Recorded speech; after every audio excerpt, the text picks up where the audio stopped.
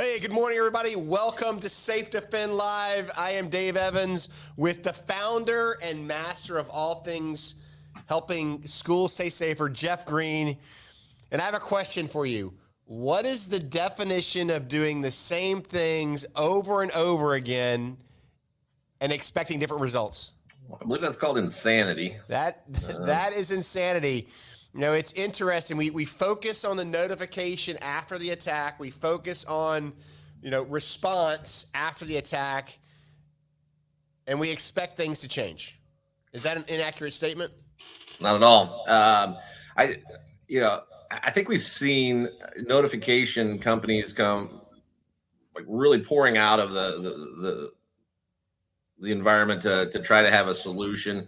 I think that, we know that that's a component that is necessary and needed.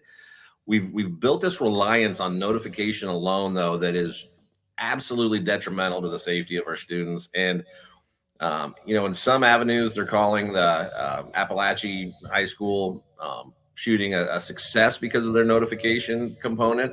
You're seeing more and more in the law enforcement and expert side of things saying, "Hey, look, that wasn't a success." There were substantial delays. We still had 4 dead, 9 seriously injured. Although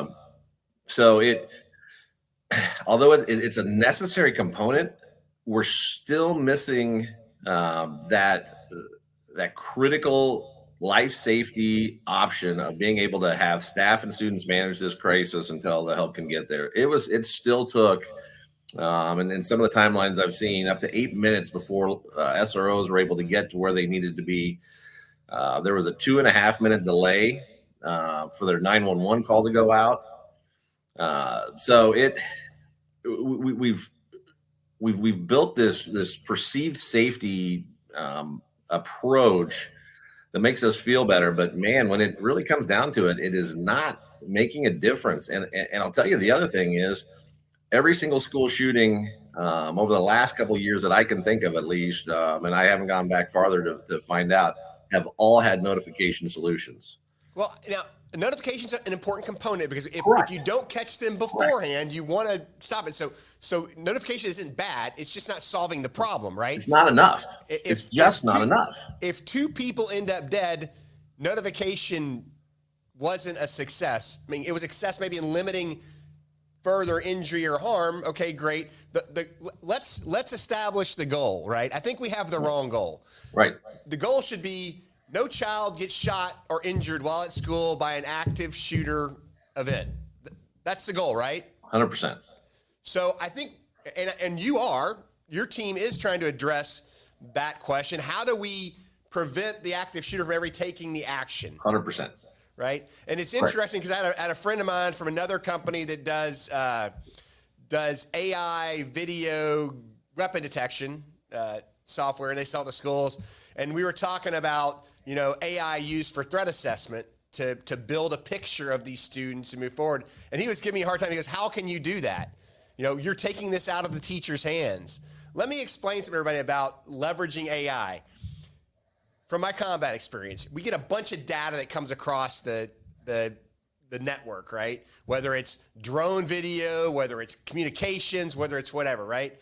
There is not enough human beings watching and listening to that information to decipher it, to make a timely decision whether we need to intervene or not.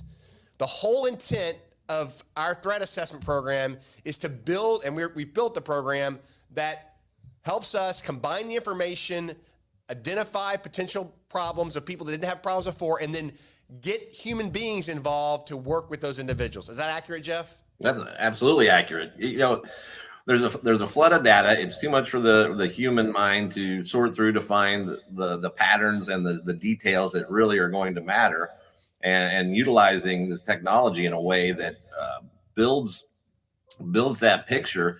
So then when you do put eyes on it, and are able to get that human element in, now you can actually decipher, is this a threat? Is this not a threat? And move from there. It is, like you talked about, the overwhelming amount of data that's available, but is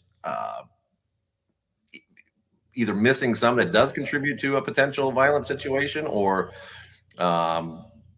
relying on some that may not be contributing to it and thinking it does, the false negatives, false positives aspect.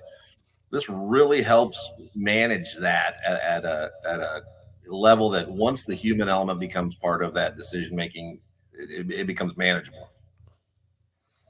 I think the human element is a hugely important part of this because the information you're given helps you ask the right questions, right? Without pushing them farther down the path to violence. It's a way to intervene on the left side of this, get ahead of it before a child thinks things are so bad, they've got to pick up a weapon and do something, right? Whether it's hurt themselves or hurt other people.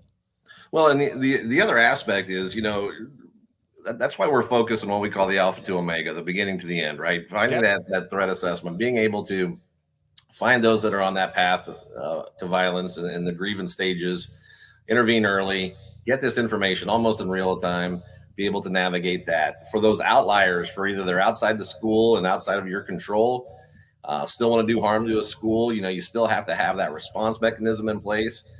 And I will believe fully, even though, we still need more data to pull this out, that our system creates a deterrent factor. When someone knows that staff can respond, they have tools and training to be able to navigate a response. We know that back to the notification side of things, those are not a deterrent. That does not keep somebody from going to school. We have evidence after evidence after evidence that says, hey, look, they don't care if you got a notification. They're still coming in your school. So how do we one, identify them and help them before we get to that point? And two, if we can't do that, how do we actually effectively respond and or keep them from thinking that this school is where they need to go do harm? So, really attacking it from all sides is always been our approach, and we do it better than anybody else. Absolutely. It's prepare, notify, protect. There's 3 phases to this, right? You got to prepare the teachers. What does that mean? They got to have training on what to do. They've also got to have a threat assessment mechanism to be prepared to understand when they can address the problem before it gets to where we have to notify people, right? And if we get to the notification process, the system does that. Simple single touch with your finger alerts everybody. 911 lines don't get clogged. The police know this is a real event going on. It's not a false positive. And now they're rolling as fast as they can. And then the third thing is protect. The safety kit has tools where the teacher can defend the threshold for her children and keep them safe until authorities can get there and do their job. Okay. And I think until we start addressing this as a nation, and everybody's pushing back and spending lots of money on lobbyists and everything else to, you need a digital notification system you can carry with you. No, you need a system from A to Z that allows teachers to have the tools they need to be successful and protect these children and their families. It's not that hard, but people cannot get it through their head. And there's a lot of money being poured into this right now. So I'm going to ask our leaders in the government as well as our schools, ask yourself the tough questions. If you're just trying to put a system in to make parents happy, okay, got it.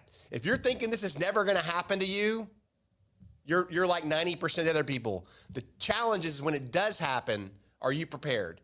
And I'm not willing to risk my children's life with it's not going to happen, with that false sense of ignorance in the world, for lack of a better word. Well, and it goes back to insurance, right? Like you have it because you may need it, but you hope you never have to use it, right? And having the right insurance or the right system in place makes all the difference in the world. 100%. How do you want to explain to your community, hey, this is what we put in and it didn't work, or it didn't save lives, or it didn't make a difference, but man, it seemed like it was the right decision at the time. So again, go back to those hard questions. What end result do you want? Well, and you made a good point. What are the chances your house is going to burn down? Hopefully minimal. Yeah. But yet we all carry homeowners insurance, all of us. If we can afford it, we carry it because we don't want to deal with the aftermath of the house burning down, even though it's probably not going to happen, right? The likelihood of it happening, it's possible, it's probable, but it's not really possible, right? It's way out there. I would treat a school shooting in the same way, but I would much rather lose my house than my child. Absolutely. And if I'm willing to spend money on insurance for my house, why are we not willing to put the tools in place to protect our children for something that's possible, not probable? Absolutely. the probability is still low across the board, but it is with almost everything you insure. But the possibility exists, and if you aren't protected and you haven't done the right things, it's catastrophic. 100%. And lives are destroyed, and it's not a good thing. So I'm going to ask our community that watches us to share this with your friends. Let's talk to our school boards. Let's do the right thing by our children and put systems in place that prepare, notify, protect. I'm going to tell you from the advertising, marketing side of everything, there is only one, and that's SafeDefend. 100%. Well, Jeff, it was great seeing you today, buddy. You're the best. You're doing great things for our children out there. Thank you very much. Thanks. That's what we're here for. All right. Take care. With that, Jeff and Dave, we are out of here.